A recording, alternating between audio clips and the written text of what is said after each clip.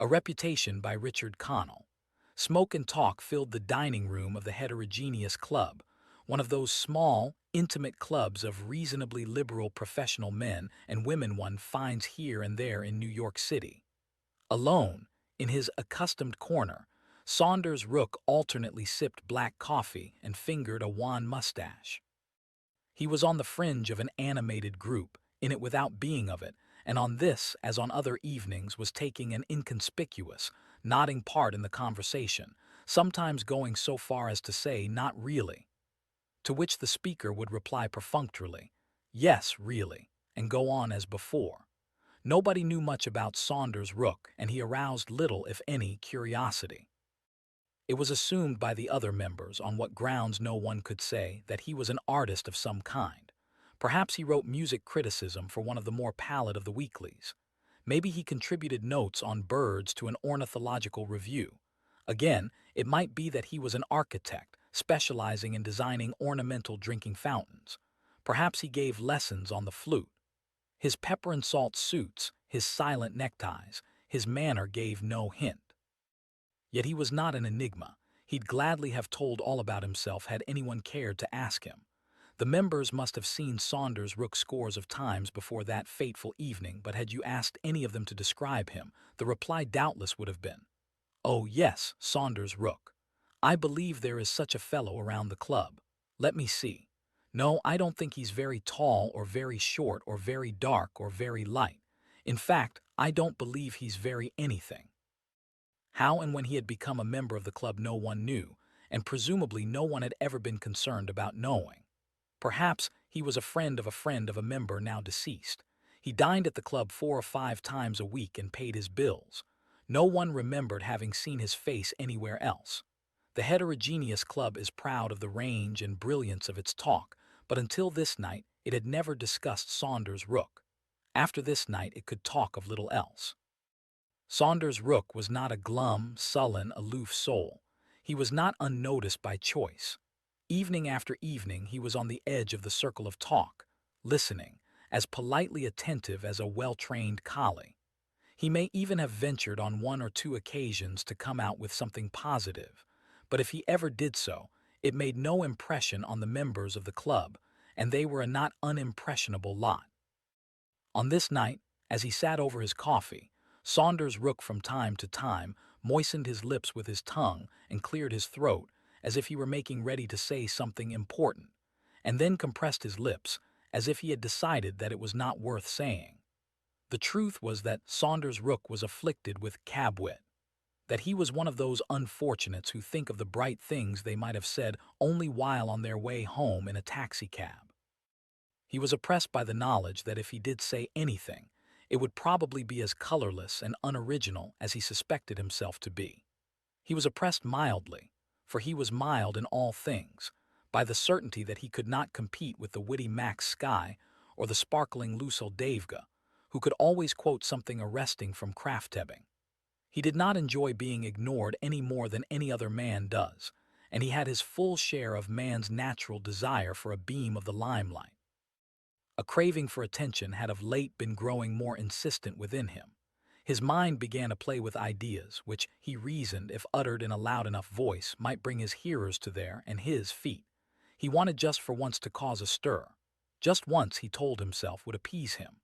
Then came the lull that always comes from time to time when groups are talking, and Saunders Rook found himself saying distinctly, "On the 4th of July, I shall commit suicide." Just why he said that he did not know. It must have been sheer inspiration.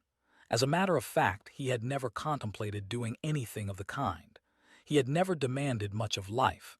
His existence was not rigorous but placid. He was a sub-editor on a woman's magazine. He conducted the etiquette page, and this brought him $1,200 a year. He had inherited an income of $1,200 more. He was able to live in modest comfort, for he was an orphan and a bachelor. He had a season ticket to the opera. His health was good. If he had a cross, it was a light one. Minor editors of minor magazines usually rejected his minor essays, imitations of Charles Lamb, hymning the joys of pipe-smoking and pork chops. So it startled him not a little to hear himself announcing his imminent self-destruction. but it produced the desired effect with an electrical suddenness. The lull became a hush.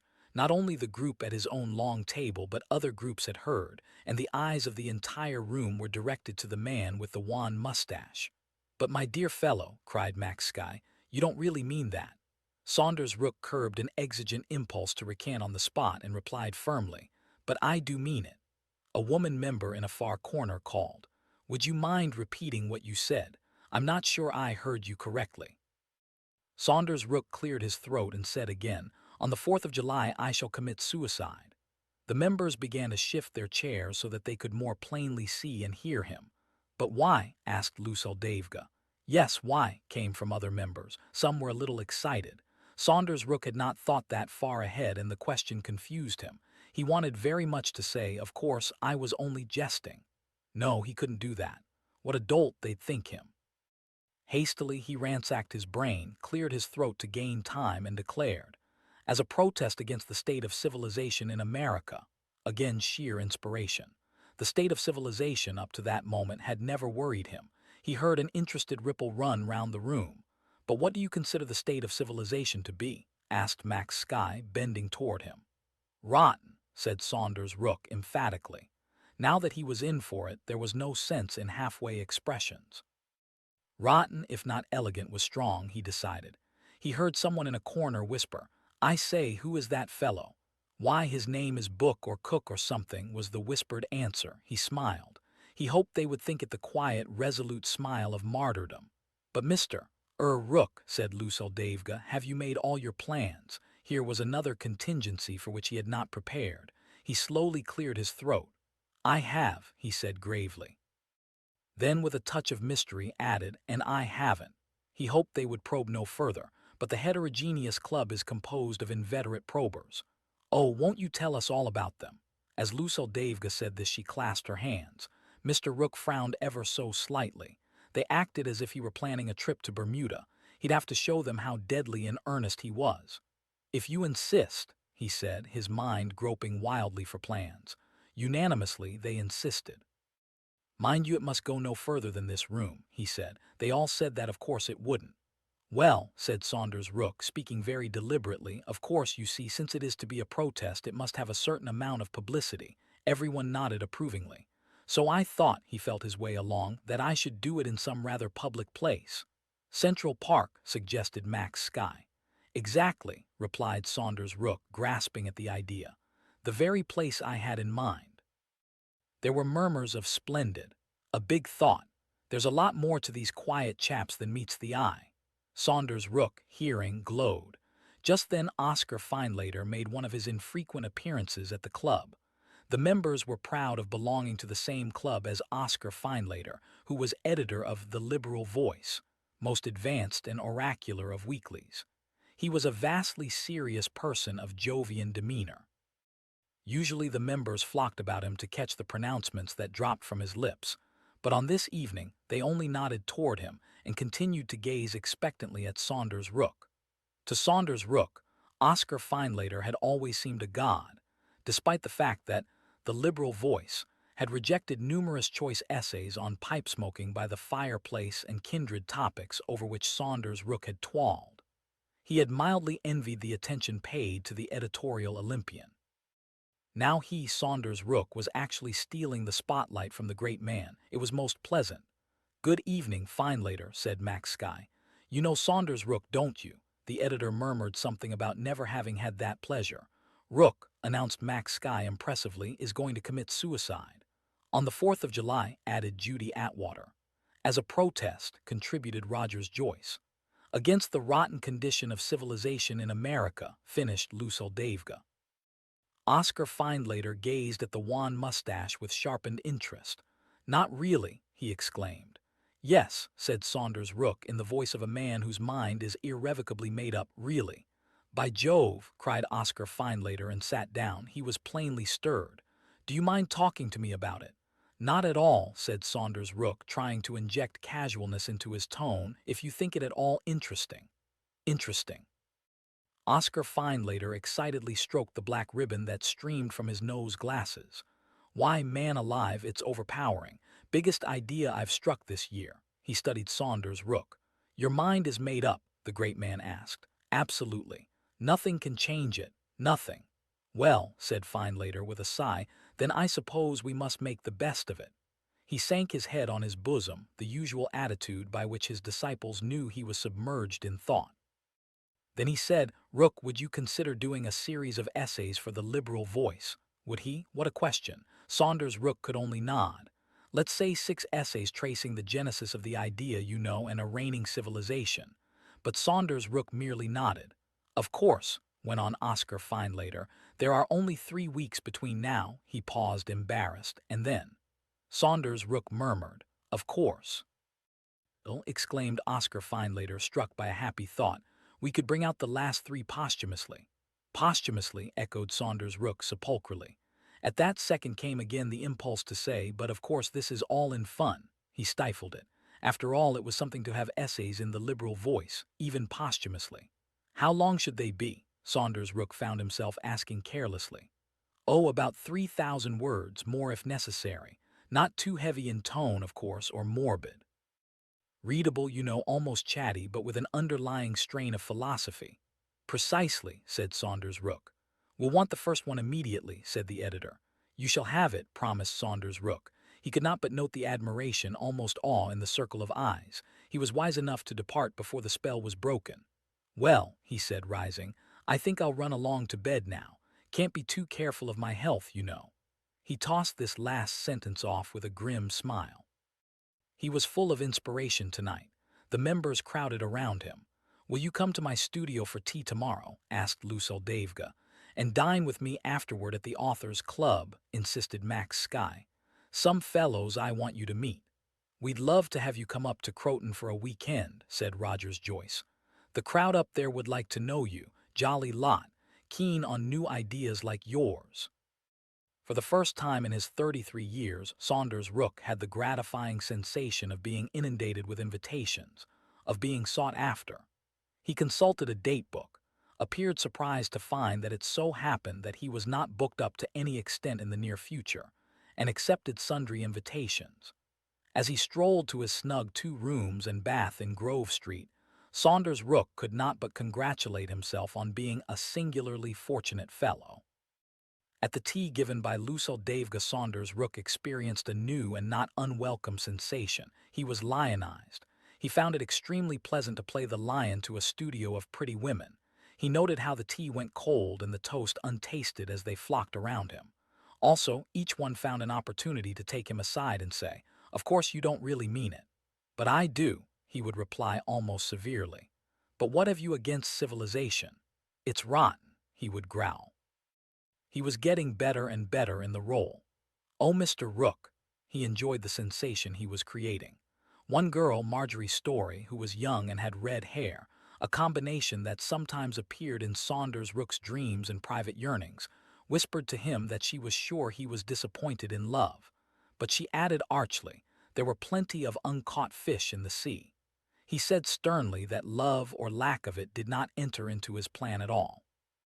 The act he was to perform was to be a perfectly calm, philosophically protest against the state of civilization in America. You will remember, he told her, how the early Christians walked naked into the arenas as a protest against the brutality of the gladiatorial combats. My motive, I hope, is equally untinged by any selfish emotion. His heart was accelerated by her glance, so full of compassion. She said a little diffidently that she was a painter, and would he sit for his portrait? Loved to do it. Her studio was number 148. No, he interrupted, he could not. Actually, he wanted to very much. He was busy, he explained, on a series of essays for the Liberal Voice. After that, then, she suggested. For me, said Saunders Rook, there will be no after that. Her blue eyes were full of sympathy. It seems too bad, she said. You are still so young. He smiled a smile of practiced cynicism. In years, perhaps, he said. He saw that he had moved her. Decidedly, this new role of his was worth playing, said Saunders Rook to himself, as he donned his dinner jacket that night in preparation for his dinner with Max Sky at the Authors Club. He was pleased with himself. In retrospect were the sympathetic blue eyes of Marjorie Story. In prospect, a dinner among the celebrities of the Authors Club. into which sacred premises he had never gone physically, but solely in his most roseate imaginings. Max Skye, who was a poet of no mean repute, introduced Saunders Rook to a group of notable men. "This," said Max Skye with the air of a showman, "is Mr. Saunders Rook, who is going to commit suicide on the 4th of July." Saunders Rook bowed to them. Gravely they bowed back and stared at him, fascinated. "In Central Park," continued Max Skye, Saunders Rook bowed deeply. "As a protest against the rotten state of our civilization," added Max Skye. Saunders Rook again bowed. They returned his bows with marked deference, he noted delightedly. He managed, however, to maintain an air of great world weariness as he said, "When one feels as I do about it, what else can one do?" He had rehearsed this coming up in the taxicab. "Mr. Rook is writing a series of 6 essays for the Liberal Voice," announced Max Skye, plainly proud to be the discoverer and friend of so remarkable a man. "But," objected Deline, the novelist, a man Saunders Rook had long admired from afar, "how can you publish 6 essays? It's June now. When could the last 3 be published?" "Posthumously," said Saunders Rook with a touch of pride. "Posthumously." They all repeated the word as if there was magic in it. "But why do you feel that the state of civilization requires so drastic a protest?" Deline asked this question as Saunders Rook was enjoying the third course, tender roast young guinea fowl with mushrooms. Rook loved good food. "Because," said Saunders Rook with fork poised, "it's rotten." Around the table went murmurs of approbation and interest. "But my dear fellow," exclaimed Deline, warmly laying his hand on Saunders Rook's arm, "we need men like you." "Yes, yes," cried others about the table. "America needs men with the courage of their convictions." "You see," said Deline with a wave of his hand, "you're needed." No one had ever before intimated to Saunders Rook that he was in the least needed. The happy thought occurred to him to rise and say, "In that case, gentlemen, I shall stay with you." But he didn't say that. Going home in the taxicab, he wished that he had. What he actually did was to sit with folded arms, a picture of determination, and say, "When one feels as I do about it, what else can one do?" Perhaps, after all, he mused, it was just as well that he had not recanted. It was something to be told by a great novelist that you are needed. Perhaps, if he recanted, they might discover that they did not need him so very much after all.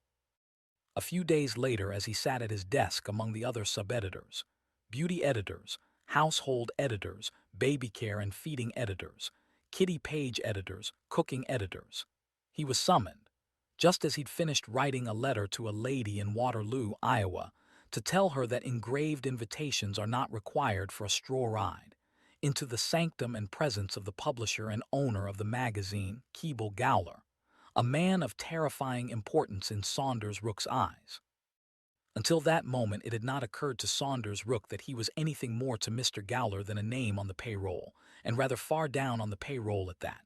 Yet Mr. Gowler greeted him with a fatherly affability and offered him a chair. "Well, Rook, tell me all about it," said Mr. Gowler with heavy geniality. "About what, Mr. Gowler?" "This story I've been hearing about you and the 4th of July." "Really now," began Saunders Rook. "Is it true or is it not true that you are going to commit suicide in Madison Square?" demanded Mr. Gowler. "Central Park," corrected Saunders Rook mildly. "It is true, then." "Yes." Mr. Gowler made tutting noises with his lips. "Oh, come now, Rook," he said, "you're not serious." "I am," said Saunders Rook. He was pleased to know that he was more than a mere name to his employer, and he wished to remain a personage. "But my dear young man," cried Mr. Gowler, distressed, "I ask you, would that be fair to the magazine? People might hold us responsible, you know." "No, they won't. How can we be sure?" "I have made it plain," said Saunders Rook, "that no petty personal motives are behind my act. It is to be purely a protest against the state of civilization in America." "America seems pretty civilized to me," observed Mr. Gowler. "What's wrong with it?" "It's rotten," said Saunders Rook. Mr. Gowler looked horrified, but he surveyed Mr. Rook with a strong, new interest. "Come now," said Mr. Gowler soothingly. "Let's see if we can't settle this thing. We'd miss you, Rook. The interior decoration page would miss you." "I do the etiquette page, Mr. Gowler," said Saunders Rook gently. "Yes, yes, I meant that. Why, of course," said Mr. Gowler hastily. He decapitated a cigar and faced Saunders Rook. "Look here, Rook," he said. "I'm afraid we've been hiding your light under a bushel around here. To be frank with you, I didn't realize the stuff you were made of until a few days ago." Mr. Gowler paused significantly. "Now what this magazine needs," he went on, "is a live young man of forceful character who has modern ideas and isn't afraid to back them up. Roscoe Quimper is getting old, been an editor too long. We need a man with spirit for his position. Will you take it?" Saunders Rook moistened dry lips. Speech failed him. It was a post he had long coveted. He affected to consider. "It pays 15,000, said Mr. Gowler. His tone was actually persuasive. Saunders Rook thought swiftly. "I'll take charge, Mr. Gowler." "Good," cried Mr. Gowler. "Good. Until the 4th of July, added Saunders Rook. Mr. Gowler evinced his concern by a sharp elevation of his shrubbery of eyebrows. "Then you are in earnest?" "Absolutely." Of course, this was said almost cajolingly. "If 15,000 seems too little, I might be willing to." Saunders Rook held up his hand. "Thanks," he said, "but it's not a question of money." Mr. Gowler shook his head dejectedly. "Then I guess there's nothing I can say." Still, he brightened. "Even if your mind is made up, you could take charge until the 4th of July and outline a policy and get things started, couldn't you?" "If you wish," said Saunders Rook handsomely. "Good," ejaculated Mr. Gowler. "Good." Saunders Rook, somewhat in a daze, started for the door. "Oh, by the way, Rook," said Mr. Gowler, "couldn't you take dinner with us next Thursday? The governor of the state, 2 United States senators, a few congressmen, and a professor will be there. They'd like to know you." Saunders Rook riffled through his date book and said he might be late, as he had 2 teas and a talk before a Brooklyn club scheduled for that day, but that he would try to get to the dinner in time for the dessert. Mr. Gowler was greatly obliged to him. At the dinner at Keble Gowler's 5th Avenue house, the attention paid to Saunders Rook by the governor, the senators, the assorted congressmen, the professor, and their wives would have flattered a person even less susceptible than he. In trumpet tones, Mr. Gowler announced him. "This is Mr. Saunders Rook, one of my most valued associates. On the 4th of July, as a protest against our civilization, he will commit suicide in Washington Square." "Central Park," said Saunders Rook, bowing modestly. "Not really," they all said in breathless chorus. "Yes, really," said Saunders Rook. He talked and they listened. He had been expanding the idea and had worked up an indictment or two against civilization. Over his after-dinner liqueur, the governor declared that, if necessary, he would do the only thing he could think of to prevent Saunders Rook from robbing the state of so valued a citizen, and that was call out the militia. He was not prepared to say, he remarked darkly, how he should employ it, for he was fresh in the gubernatorial chair. However, he knew that a governor has the power to call out the militia, and he was interested to learn what would happen if he did call it out. Surely the case of Saunders Rook, he maintained, warranted the step. The senator from Alabama promised that he would see the president at once and volunteered to get the cooperation of federal troops to help the governor's militia. Saunders Rook listened, sphinx-like, outwardly impassive, inwardly agog. The senator from North Dakota said that it had not before been called to his attention that the state of civilization in these United States was sufficiently rotten to cause a man of his good friend Rook's high type to plan so violent a protest. But now that it had been called to his attention, something should be done about it by the Senate. Political considerations, he said, prevented him from committing himself to any definite program, but this he would do. He would rush back to Washington on the morrow and start a senatorial investigation into civilization at which Saunders Rook would be the chief witness. One of the congressmen present said that for his part, he was prepared to introduce a resolution in the House of Representatives calling for the immediate appropriation of $300,000 for the establishing of a congressional commission of 7 on civilization, and that obviously the only person for the chairmanship was Mr. Rook. Another congressman said he was in hearty agreement with his honorable colleague in principle, but would like to amend the bill so that it would call for $800,000 and a commission of 21. While they were debating this point, Saunders Rook forced himself to depart. He had to look over the proofs of his article in the Liberal Voice. he said. Keeble Gowler himself helped Saunders Rook on with his coat and urged him to come again. The appearance of the first Rook article brought him a tidal wave of letters. Scores of persons in all parts of the globe begged him for various reasons not to do it. Two elderly ladies offered to adopt him and leave him their not inconsiderable estates. A group of young Russian radicals by cable offered to jump into the Volga on the 4th of July to show they were in sympathy with him. 11 clergymen asked permission to call. A publishing house offered him a handsome figure for his diary, novel, or what had he. 14 ladies of different ages offered to marry him, and of these 7 sent photographs, of which 2 were quite personable. 3 motion picture companies asked him to name his own price for the exclusive rights. A vaudeville syndicate offered him $2,000 a week for a 10-minute monologue twice daily until the 4th of July. The police commissioner wrote to warn him that suicide is an offense amounting to disorderly conduct and is punishable by fine or imprisonment, or both. A procession of reporters, photographers, feature story writers, and interviewers invaded his apartment. In newspapers and magazines, his wan features began to appear, accompanied by stories of varying degrees of accuracy. He began to be pointed out on the street. Ribs were nudged as he passed. He loved it. Crowded days passed, days full of pleasurable excitement and intense living for Saunders Rook. So swiftly did they speed by that it was a distinct shock for him, one morning, to be awakened by a boy with a tall stack of telegrams. The messages were from many people and many places. Some urged, begged, and a few even conjured him not to do it today. Many said simply, farewell. Today, Saunders Rook glanced at the date on the telegrams, July 4th. He dressed himself with care in his new gray suit and lavender tie, took his bamboo stick, and sauntered up Fifth Avenue. It was a delicious, sunlit day. The avenue was bright with flags. Somewhere a parade was forming, and he heard the gay sounds of distant bands. Life had never seemed quite so fair to Saunders Rook, and he stopped abruptly. What of tomorrow? Today, the 4th of July, the eyes of the nation were on him. He bought a morning paper. Yes, there he was on the front page, a picture, smudged but resolute-looking, and a Tukulum headline, Saunders, self-slain today for civilization's sake. He wiped his brow with his silk handkerchief. It was impossible for him not to think of himself on July 5th, also July 6th, 7th, 8th. What a lot of dynamite there is in one little word, he muttered to himself.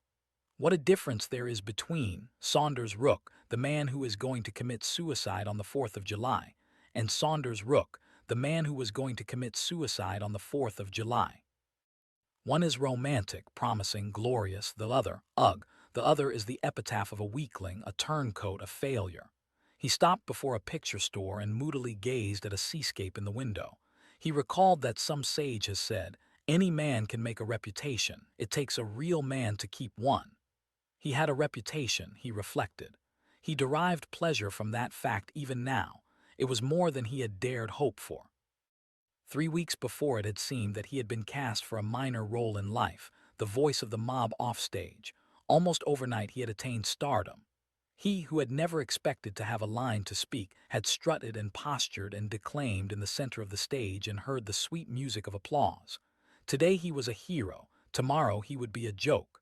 The day was warm, but he shuddered. A holiday crowd in summer colors was passing. There was laughter in the air. How intelligent the people looked, he mused, and how civilized. A graceful, powerful motor car purred by. He paused before a window full of books and saw many that interested him. He glanced up at the spired heights of a church, and his gaze traveled onward to a new building, towering, shapely, beautiful. Men, he reflected, had made it, had shaped the steel and stone to their will. The paper dropped from his fingers, and a passing stranger courteously picked it up and handed it to Saunders Rook with a friendly smile. Saunders Rook felt an impulse to cry aloud, "This land, these times aren't so rotten after all." The words died stillborn. Down 52nd Street he heard the shrill cry of a newsboy, all about Saunders Rook, the martyr. He hurried on towards Central Park. The governor had kept his word. He had called out the militia. Alert soldiers with fixed bayonets patrolled the paths and scrutinized the picnickers from under their hat brims. The green lawns were dotted with blue policemen. They, too, were watchful. Indeed, as Saunders Rook slipped into the park unrecognized, he saw a burly officer collar a mild, blond little man, and heard the man protesting loudly that he was not Saunders Rook, but only Ole Svensson, a pastry cook, and that the thing he had just eaten was not poison but a banana. As he left the man struggling in the hands of the law, Saunders Rook shrugged his shoulders, smiled a pale smile, and penetrated deeper into the park. "I've gone to a lot of trouble on my account," he said to himself, almost proudly. "It wasn't always like that. Funny how little interest people took in me when I only wanted to live." He picked a flower and stuck it in his buttonhole. "It's great to have a reputation," he remarked. Then, as he paced along, added, "But it's tough to have to live up to it." He had reached the sequestered end of the reservoir and, glancing about, saw neither soldier nor policeman in sight. "Stupid, incompetent fools," he muttered. He stood looking down into the cool, clear water. Then he raised his head and drew the fresh air into his lungs and expelled it with a sigh. How well he felt! Slowly from an inside pocket he took his little red date book and with his fountain pen wrote in his round, precise hand, "I do this as a protest against the rotten state of civilization. Saunders Rook." He blotted it neatly with a pocket blotter. He looked up at the smiling sky and sighed deeply. "Still, after all, a reputation is a reputation," he said. Then he jumped.